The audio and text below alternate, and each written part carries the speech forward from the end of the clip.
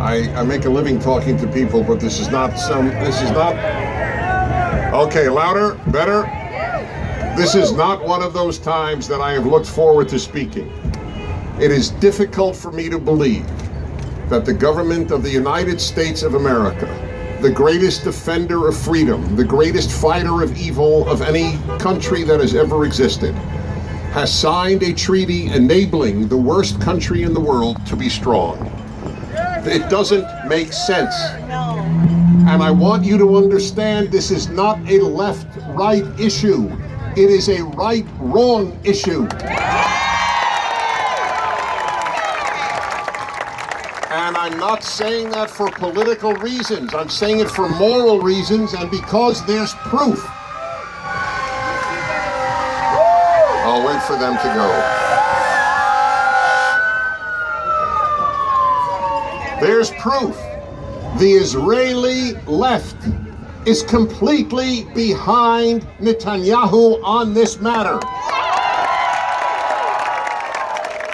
The Israeli left is indistinguishable from the rest of society there and from the opposition to this agreement in the United States of America. Let me read to you from the opposition leader, the head of Israel's Labor Party, Isaac Herzog. This is from The Atlantic just last week. Last December, when I interviewed the leader of Israel's left-leaning Labor Party, Isaac Boogie Herzog, he said, "I trust the Obama administration to get a good deal." In a telephone call with me last night, Herzog's message was very different. The deal, he said, quote, "will unleash a lion from the cage. It will have a direct influence over the balance of power in our region. It's going to affect our borders, and it will affect the safety of my children.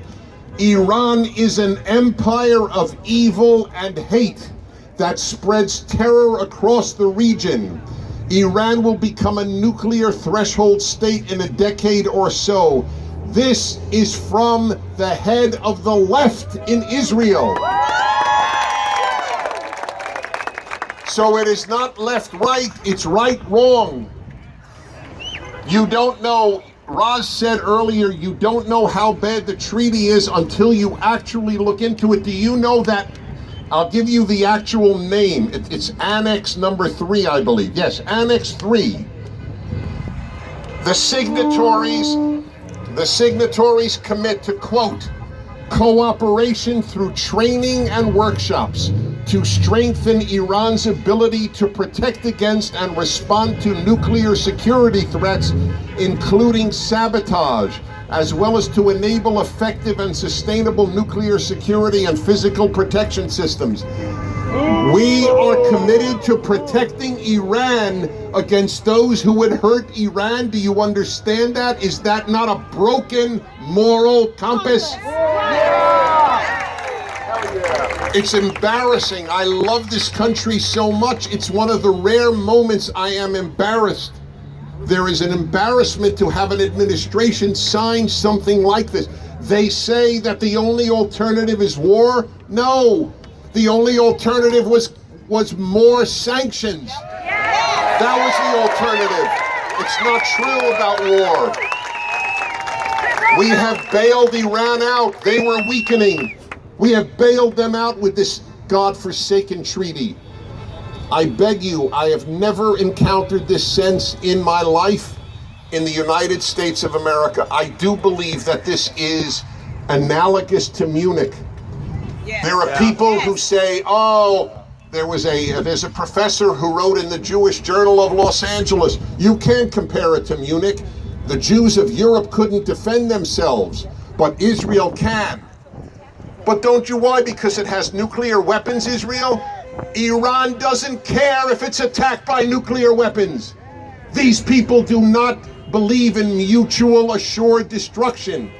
The Soviet leaders believed in it. That's why there was no war with the Soviet Union. They didn't want to be destroyed. The fanatics in Tehran are okay with being destroyed as long as Jews die as well. That's the difference. Why can't people understand that? These are the moral equivalent of ISIS. There is no difference except one. There are only two differences between the Iranian regime and Islamic State. Only two. And they are that one is Shiite and one is Sunni, and one advertises its atrocities and one hides its atrocities. Those are the only differences. When we make an agreement with Islamic State, would the United States sign a treaty with Islamic State? No. Then what is the difference? I want to know. Ask Secretary of State Kerry, what is the difference between Tehran and the Islamic State? What is the moral difference, Mr. Secretary? Name one. The parallels to 38 are frightening, are just frightening. Let me give you just a few of them. The Nazi regime was a police state. The Islamic Republic of Iran is a police state. The Nazi regime's great hatred was Jews. Iran's great hatred is the Jewish state. The Nazis' greatest aim was to exterminate the Jews of Europe. Iran's greatest aim is to exterminate the Jewish state. Nazi Germany hated the West and its freedoms. The Islamic Republic of Iran hates the West and its freedoms. Germany sought to dominate Europe. Iran seeks to dominate the Middle East and the Muslim world. Just as Britain and France appeased Nazi Germany, the same two countries, along with the United States, have chosen to appease Iran. And most ominously, just as the Western democracies dismissed Nazi Germany as the Jews' problem, the Western democracies dismissed the Islamic Republic of Iran as Israel's problem. So here's a word to the non-Jews of Europe and the Americas. First they kill Jews, then they kill you. And if you don't know that, you are, with all respect, an idiot.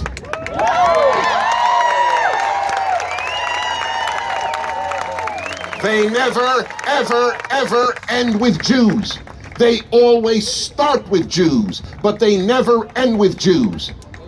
The world ignored the terror against Israel, and now look at the Christian communities of the Middle East. And look at how many Muslims are blown up at their mosques. But it was dismissed, Islamic terror, as Israel's problem. Now it's everybody's problem. Iran is everybody's problem.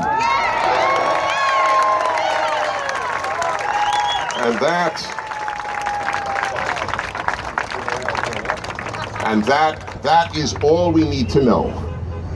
I beg you to do everything possible. I think this is an unprecedented moment in modern American history. People I respect, like Charles Krauthammer, think it is the worst deal the United States has ever signed in its history. This is a very serious moment.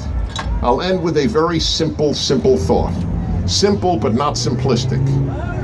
Iran is at war with the United States, but the United States is not at war with Iran. And I'm not calling for troops, but at least a war of words, a war of politics, and a war of sanctions. This notion, this is mind-boggling. Let's bring Iran into the community of nations. It's the opposite. Let us exclude Iran from the community of nations. Thank you. God bless you for coming. Thank you very, very much.